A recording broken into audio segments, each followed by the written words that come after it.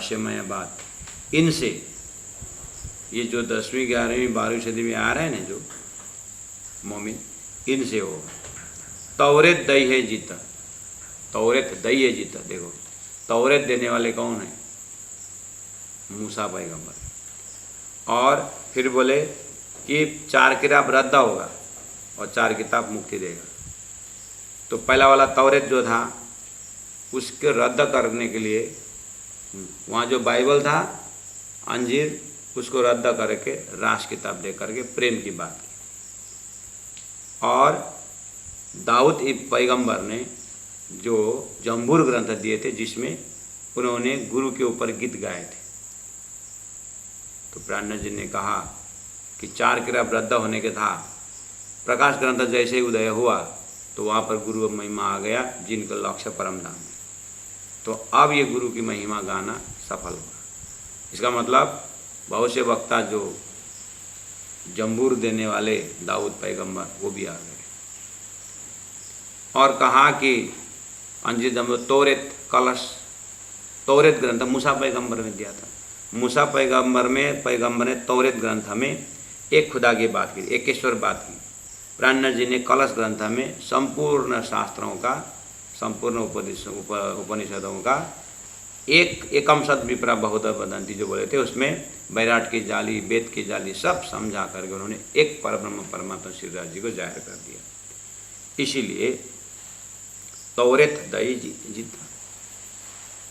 कलश ग्रंथ जहाँ उतरा तौरेत ग्रंथ, वही पुरुष से, वही मोमिन से, वही ब्रह्म आत्मा से ही सबको बेड़ा पार होना है। वो तब पहचान खुदा की। इस तरह से उन्होंने तौरेत ग्रंथ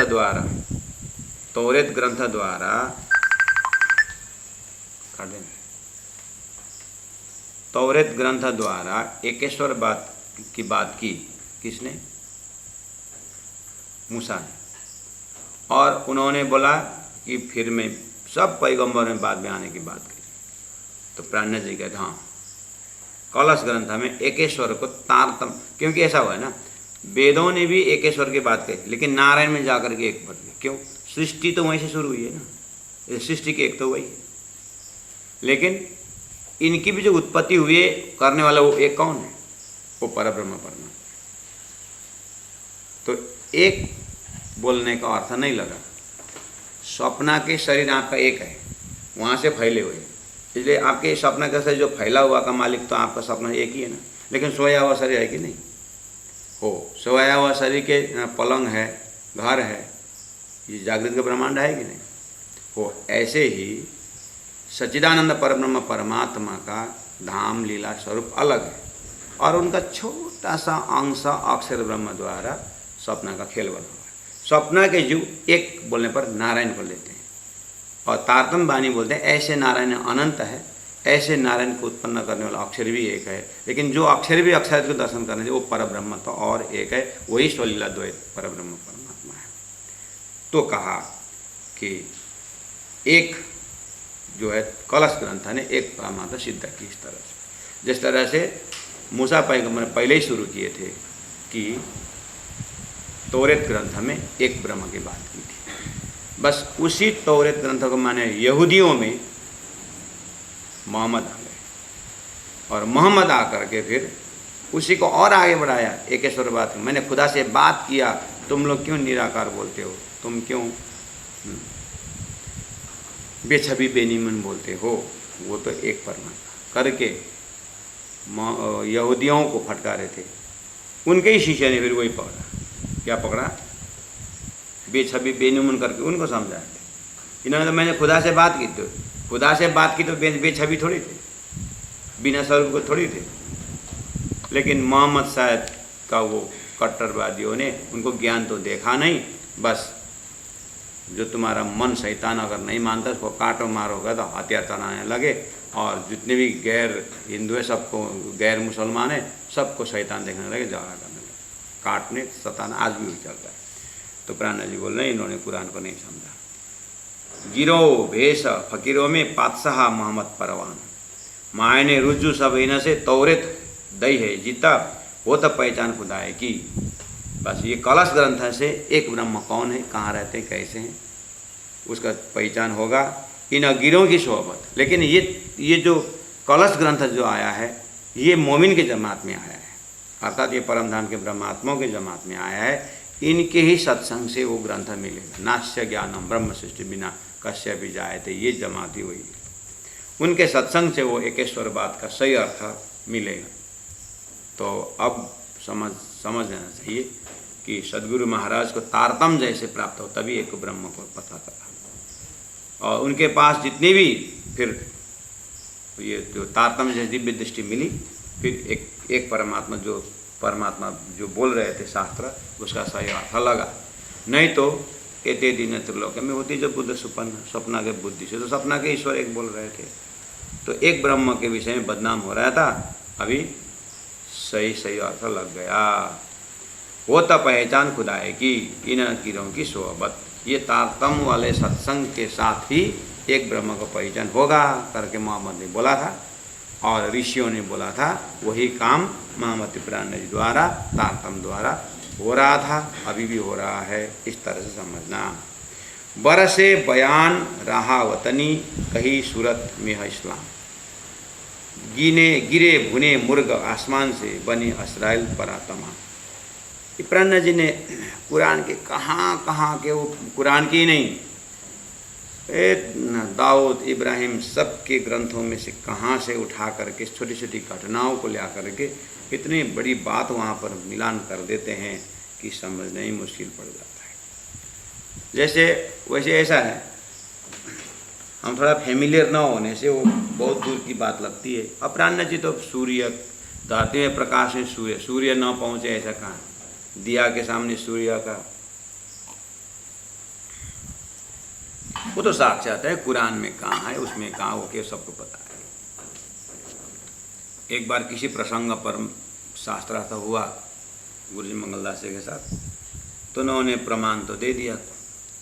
कहाँ ये प्रमाण, बोले बंगाली रामायण में है करके बोल दिया गुरुजी ने। बंगाली रामायण पता नहीं है कहाँ है, गुरुजी मुख से निकल गया। गुरुजी मंगलदास से बंगाली रामायण में जाके देखो।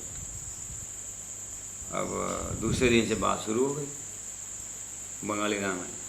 स्वयं गुरु जी, ओए बंगाली रामायण कहीं होगा ढूंढ, तो आपको पता ही नहीं, निकल गया ढूंढो।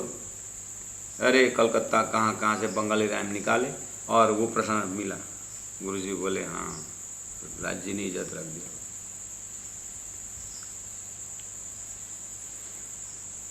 प्राण जी मुखा में जो कुरान के कहाँ की घटना निकलती, वो तो साक्षात है तो निकलेगी ना। अब हमको ढूंढने में परेशान हो जाता। नहीं, ऐसी बात नहीं है, लेकिन फेमिलियर होना पड़ेगा। जैसे आपको भागवत के जो भागवत के विद्वान हैं, उनको भागवत के छोटी छोटी एक संकेत निकालने सब इतिहास पता चलता है। ऐसे प्राण जी क्या बोल रहे हैं, बरसे बयान रहा वतनी। बरसे मतलब बरसे, आकाश से बरसे, बयान व्याख्या, रहा वतनी उस वतन, उस परम धाम का मार्ग का रास्ता, बयान वर्षा, तारतम्बानी बरस रहा है ना वह। कई सूरत मेहा इस्लाम, मेहा का अर्थ होता है काला बादल। काला बादल से तो बरसात होती है ना, हो। तो इस्लाम मतलब धर्म, सूरत मतलब स्वरूप। कई सूरत स्वरूप, काला बादल धर्म का। किसकी बात है? सदगुरु देवचंद्र जी महाराज के जो हृदय है उसको कुछ अंश में कुछ जगह काला बादल की तरह उदाहरण दिया है। काला बादल से बरसात होती है।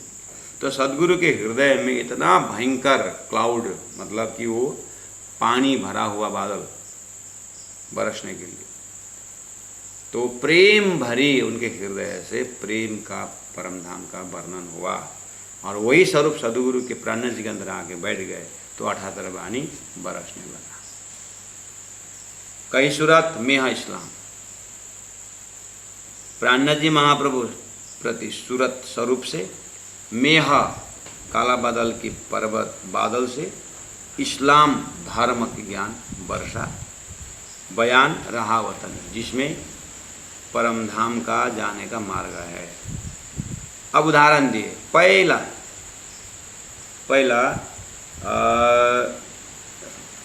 मूसा पैगंबर के ज़माने में जब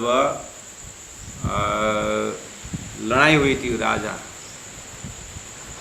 उस समय के, तो मूसा पैगंबर तत्कालीन राजा के साथ हारून और फेरून, मूसा पैगंबर के ज़माने में फेरून राजा था जो देशवासी को सताता था। इधर औरंगजेब में देशवासियों को सताए जैसे, प्रजाओं को सताए जैसे। और मूसा पैगंबर बहुत दुखी हो गए, तो मूसा पैगंबर जी कटू महामती प्राणनाथ जी, और जो फेरून जो राजा जैसा औरंगजेब।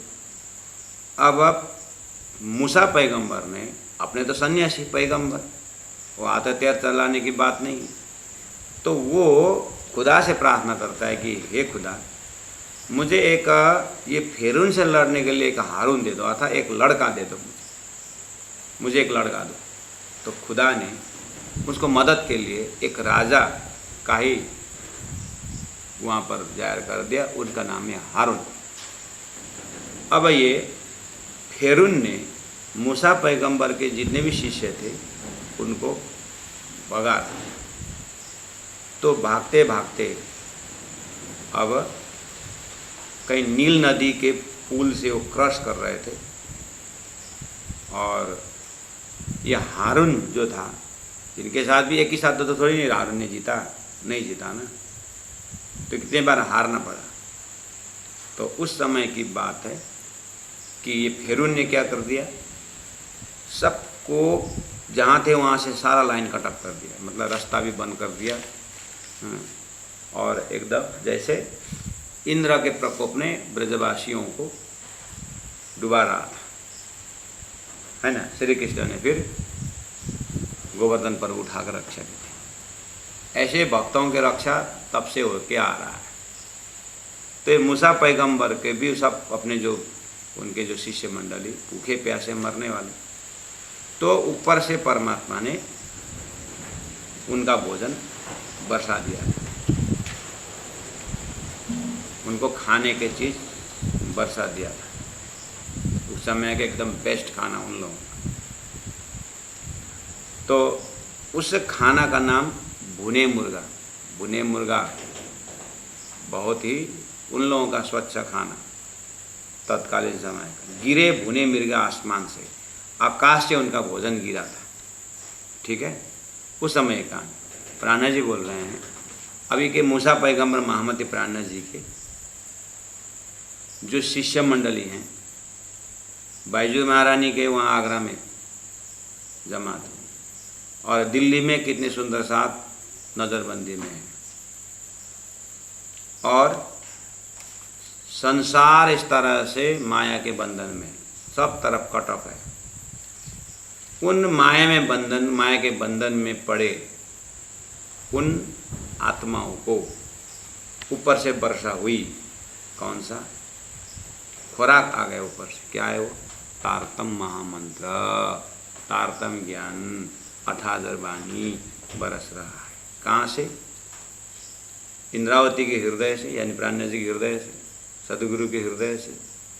हृदय रूपी उस काला बादल अर्थात लबालब पानी से भरा हुआ पूरी के तरह नहरों के नहर की चौपाई को चौपाई, ज्ञान का ज्ञान, संपूर्ण धर्म शास्त्र का वर्षा हो रही है। बरसे बयान रहा वतनी, कई सूरत में है इस्लाम, गिने मुर्गे भुने मिर्गे आसमान से गिरे, बनी अजराइल पर तमाम। बनी अजराइल अर्थात सदगुरु के वंशज में महामती प्राणनाथ जी के मुखारविंद से इस तरह से खुराक बरस रहा है, तारतम्बानी बरस। और ये कहा गया है कि 6000 बाजू दोए बगल जब्राइल ऊपर रूहाना, 11 सदी गिरोह खोल के चले मोहम्मद संग मोमिन। मोहम्मद साहब ने कहा था कि आखिरी 11वीं सदी गिरह खोल गई। ये जो 15 नंबर चौपाई का पहला थर्ड लिटी देखिएगा, थर्ड लिटी में कहा है 11 सदी गिरह खोल के, गिरह का था गांठ, गिरोह जमात, झुंड, गिरह गांठ खोल के, बस इतना ही, गिरह गांठ खोल के। किसके लिए अब कुरान की कहानी लाना पड़ेगा? नीम राजा को किसी उसकी चेली या किसी ने, प्रजा या उनकी, नीम राजा को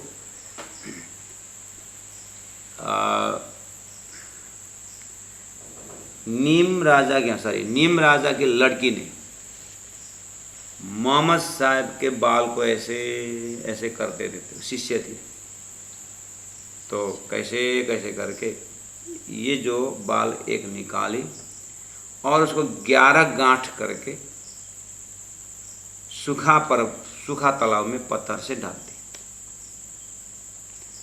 मोहम्मद साहब बीमार पड़ गए, बोलते हैं कि वहाँ पर कुछ टोना कर दिया जो भी, और 11 गांठ करके वहाँ पर रख दी सब। अब मोहम्मद साहब बीमार हो गए और अब बेहोश हो गए,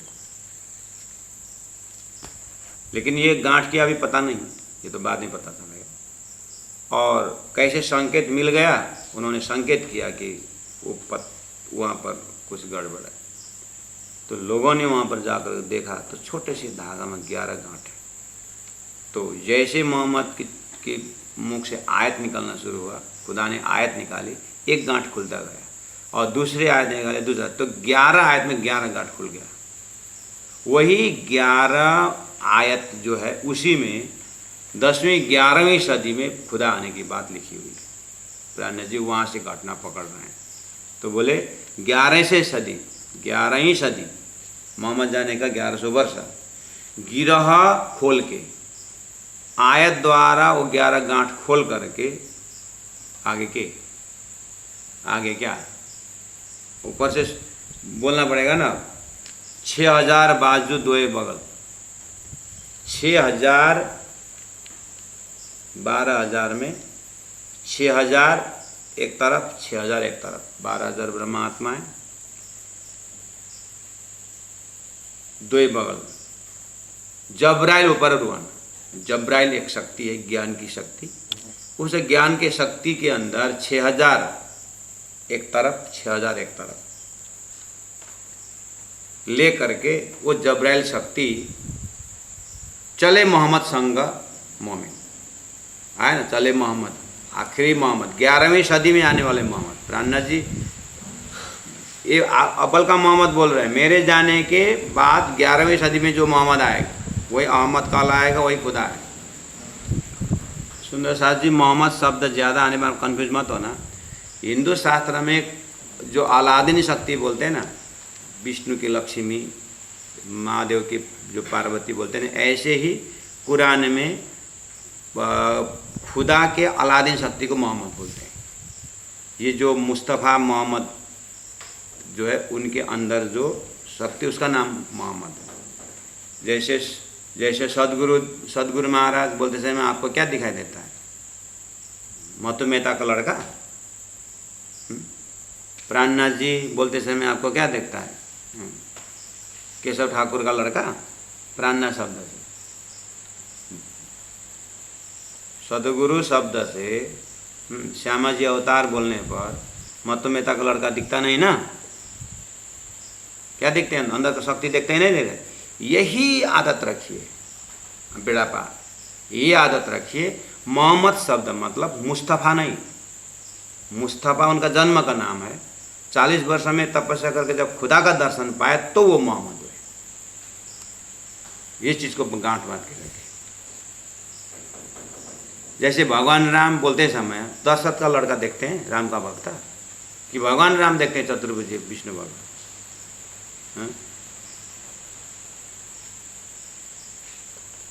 बस उस चीज़ को देखें। ये सब के अपने में जगह में है, बस उसको जब कंबाइन करके जब एक्सेप्ट करने के बाद है वहाँ पर पछताना है, बस उतना ही प्रॉब्लम, और कुछ नहीं।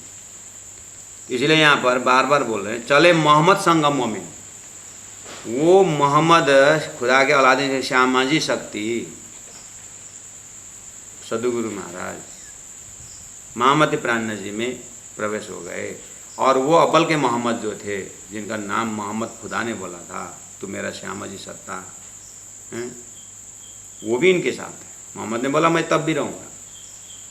अब प्राण जी हो गए आखिर के मोहम्मद, चले संघर्ष मोमिन, मोमिन का संघर्ष चल गए। सूरत से अब निकल करके मतलब दिब्बंदर से निकल करके पन्ना पहुँचते हुए 5000 नहीं हुए, तो 5000 के जमात होकर के अब सृष्टि को उठाने गए। एक तरफ 6000 का जमात, एक तरफ 6000 को 12000 को लेके जाएंगे और 24000 उसी में शामिल, और अनंत जीव को मुक्ति देने वाला स्वरूप यही है।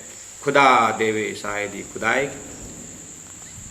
सब बोलते हैं कि भगवान के बाद भगवान जाने, ब्रह्म के बाद ब्रह्म जाने, ऐसे ही कुरान भी बोलता है खुदा के बाद खुदा ही जाने। तो प्राण जी ने कहा ठीक है, खुदा की बात मैं खुदा कर रहा हूँ, और न कि न हो, और किसी से होगा नहीं तो ठीक है। राम का मुख केवल राम का ही मुख थे, उनको नो कंपैरिजन। तो खुदा के बाद खुदा ही कहेगा, बोला था तो मैं बोल रहा हूँ। करे बयान फुरमाए हुकुम, और बोलेंगे बोला था वो ना, आखिरी मोहम्मद जब आएगा ना, करे बयान खुद वास्तव में, लेकिन फुरमाए हुकुम, लेकिन मुख से बोलता है हुकुम कर रहा है, हुकुम कर रहा है, कर हुकुम के ऊपर लगता रहता है, लेकिन वो स्वयं में गोवर्धन पर्वत का रूप लेकर के भगवान श्री कृष्ण खुद ही प्रसाद ग्रहण कर रहे हैं, और खुद ही ब्रजवासी देखा, देख गोवर्धन जाहिर हो गए ना, गोवर्धन भगवान तुम्हारा भोग स्वीकार नहीं किया कि इंद्र आके कभी खाया? इंद्र ने तो कभी नहीं खाया। तो वो जो आता ही नहीं खाता नहीं, उसको क्यों पूजा करते हो? गोवर्धन को पूजा करो, देखो खुश हो गए। अब गोवर्धन रक्षा भी करेगा, तुम्हारा गो पालन भी करेगा, करके गोवर्धन का पूजा करा दिया, और वहीं एक रूप से गोवर्धन हो गए और दूसरे रूप से वो खिला। जब ये विश्वास कर रहे हैं तो होकर गोवर्धन को परिक्रमा लगाने जाते हैं। तो यहाँ खुदाई दे खुदा के शायदी में, तो प्राणनाथ जी के अंदर करे बयान फुरमाए हुकुम, वो करेगा खुद, लगावे हुकुम बोला था, तो अब हुकुम खुद कर रहा है, लेकिन हुकुम को लगा रहा है। श्री कृष्ण खुद कर रहा है और गोवर्धन को बोल रहे हैं, तो वो तो विश्वास है। वो ऐसे ही कुरान में बोला है कि आखिरी मोहम्मद जब आएगा 11वीं सदी में, वो सब परम धाम का वर्णन खुद करेगा, लेकिन हुकुम कर रहा है करके बोलेगा। बोला था प्राण जी वही कर रहा है। और लास्ट में बोला लायक पूजने के सोए, बस ऐसे कार्य करने वाला, परब्रह्म परमात्मा जाहिर करने वाला ही पूजने लायक है। यत पूजा प्रभाव नहीं हो जीव विशिष्ट उदाहरण, हिंदू शास्त्र ने जो कहा है ऐसे कुरान में कहा है कि यही पूजने का लायक है। प्राण जी बोलते हैं तुम्हारा कुरान खोल के देखो, समय पकड़ो और मेरी पूजा करो। तो बोलने को नहीं बोलता है, लेकिन बोल दिया। अब बोले कि 17वें चौपाई में अलफ लाम मीम हरफ ये कहे, ये भेद न कि न समझाए। और वहाँ कुरान के शुरू में अलफ लाम मीम है, 3 शब्द है, हरफ का है कि ये कहे, ये भेद न कि न समझाए। इसका कोई भी अर्थ नहीं करने का अधिकार है उन्हें, नहीं करने का अधिकार है। करने मतलब उसका करने का अधिकार किसी को नहीं। बोले ऐसा क्यों? बोले मैं करता हूँ। अलफ मोहम्मद साहब, लाम सदगुरु महाराज, मीम मैं इमाम मेहदी, हमने तो बोल दिया। अब ये भेद ना कि न समझाए, मैं भेद समझा दिया। सो छीले गए कुरान से, छीले गए मतलब उसको रेड अंडरलाइन करके ऐसा बॉक्स बना के रख दिया है। सो छीले गए कुरान से मतलब उसको बॉक्स बना के रख दिया, अर्थ नहीं करने का।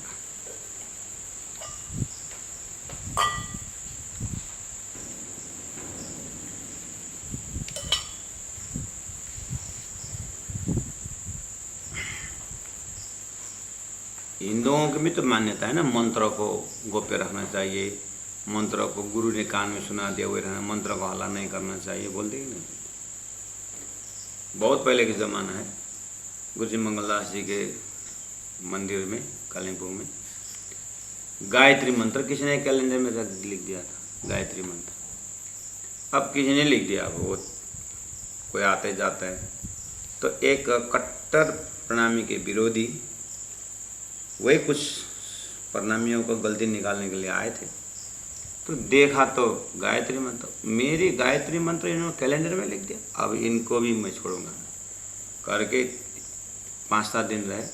और वो जो पुजारी थे उनको कुछ कुछ फुसलाए और उनसे मंत्र ले लिया। गुरु से नहीं, तुम्हारा मंत्र क्या है पुजारी जी, बता दी। और पंडित एक लाइन ले लिया, 16 अक्षर। 2-3 बार बोला, मैं ठीक बोल रहा हूँ? हाँ ठीक बोल रहे हो। ले, कुछ प्रलोभन में पुजारी ने ऐसे बोल दिया मंत्र।